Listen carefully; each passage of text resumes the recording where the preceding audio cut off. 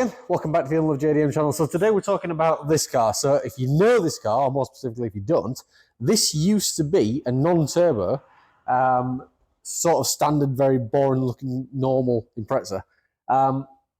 If you haven't seen the story before, let me show you what we did and how we did it.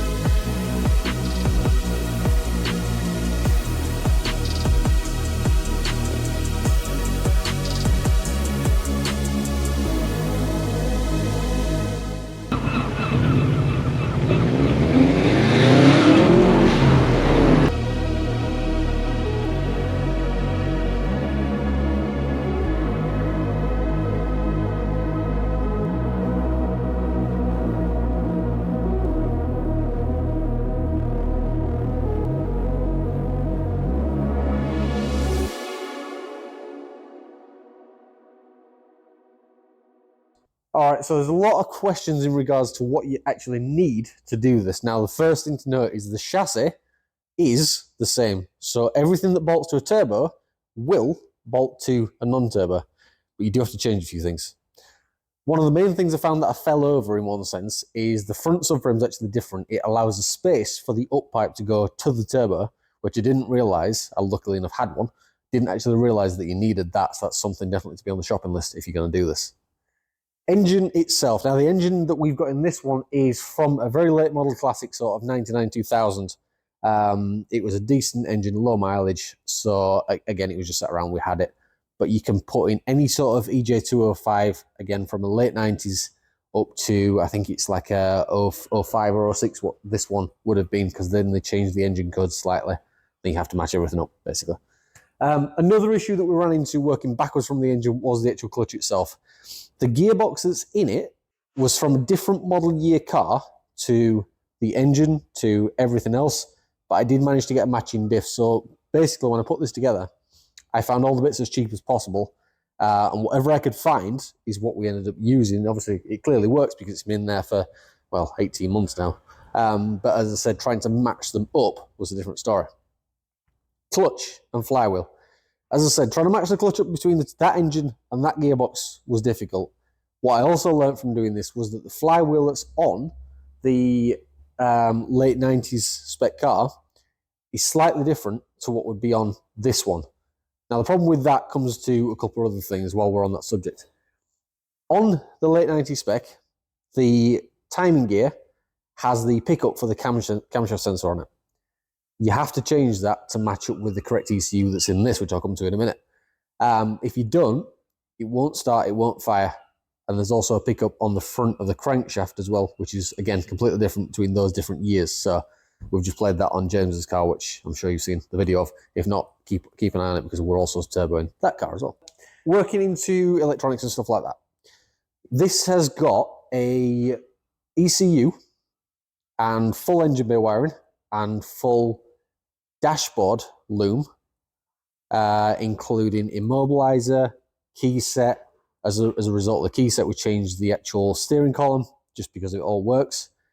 All that put together from the same car. Now, all of that in this car was from, I think it was an 04 or 05 Blobeye, so it's pretty much plug and play. The issues that you run into if you try and find different vehicles to do it from, which I did try a Forester loom, you're not able to plug it into the car's sort of interface. So when you get to like the door plug wiring, it doesn't fit. When you get to the loom that goes to the rear of the car, it doesn't fit.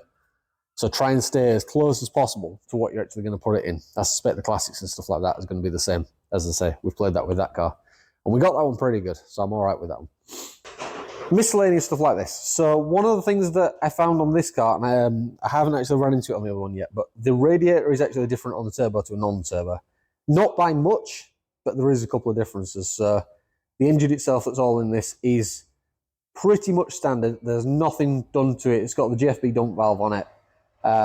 It's obviously dusty since we painted it, because we never painted the bay, but it got oversprayed. Standard airflow meter, standard airbox. It's all pretty much as it would be. Now, there is a belief, and we'll probably find this out one day when we get to it, there is a belief that the ECU in this car was mapped long before we got it, long before we fitted it. I don't think the owner that I got the ECU and the wiring loom from actually knew the ins and outs of it, and there's no markings in it, nothing to give it away. The belief is it's running somewhere around about 270 to 280 brake horsepower. Obviously, a standard WRX is about 220, give or take. But it's definitely quicker than that. I can tell you that for certain. But again, you can map them.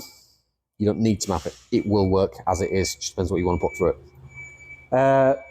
So this still has underneath its non-turbo hubs. We didn't change any of that. It was already on lowering springs and stuff like that, which I advise if you're going to start adding power. Same with brakes. Definitely go for turbo setup. Other than that, everything underneath is still sort of as it was. The only other thing that we found that we had to do was put a non-return valve in the line that goes from the brake servo to the inlet manifold, because it's not used to seeing boost pressure on a non-turbo car. It has a negative effect on your braking. Ask me how I know. I tried it. Didn't work out too well.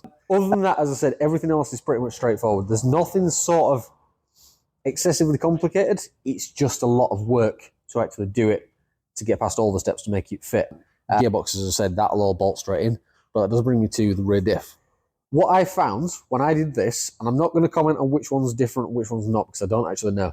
The prop shaft that was already in this non-turbo car is the same prop shaft that came with the gearbox and rear diff. All that's the same. All that fits and bolts up, no issues. There might be a difference.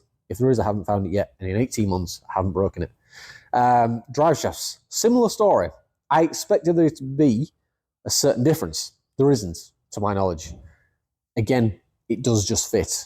Now, I know that some classics have got a different setup on where the output shafts are on the gearbox, but everything I've put onto this seems pretty compatible. Whether I've just got lucky, whether I've had enough spares that I haven't noticed, I don't know, but it's something to be aware of. Try and buy, if you're going to do this, try and buy everything as far as gearbox, rear diff, all four shafts, prop shaft, all from the same place is my recommendation there.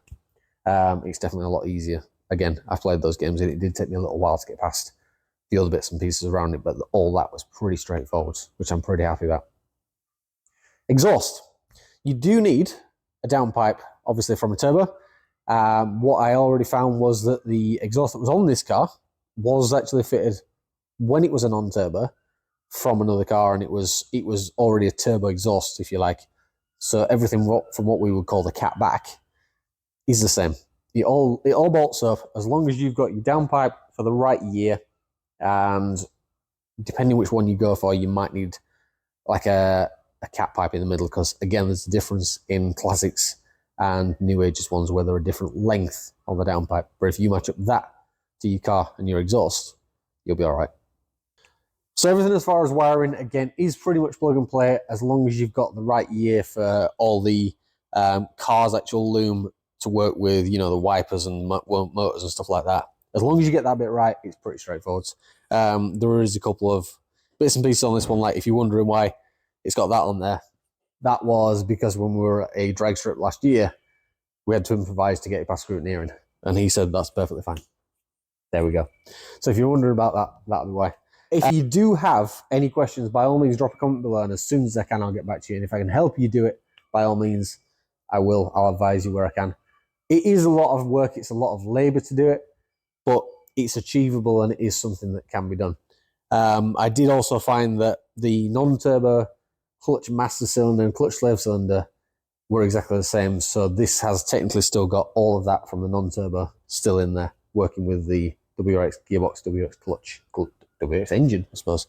I think that's pretty much that. Oh, another thing to mention is like aircon pipes and stuff like that. All that mounts up, all that is still the same. We have, as I said, we're on to our, I think it's our second one officially now of these these turbo swaps on a non-turbo chassis. Possibly got a third one to do for a customer as well. So again, if we can help you with that, by all means, get in touch, let us know, either Facebook, Instagram, or drop a comment below and we'll get back to you. I think that is pretty much all I can advise on this one. So if I have missed anything, I apologise. But hopefully this video answers a lot of the questions that I do get asked quite regularly. The only thing I might touch on is the cluster that's in the car is actually still a non-turbo cluster. It works. It works perfectly fine. Yes, you will go off the clock to non-turbos 140. You will go off the clock if you go all the way around there. Again, I've been there, I know. Other than that, fuel pump that's in it, I think this has got an uprated fuel pump in it anyway. I think it was done a long time ago.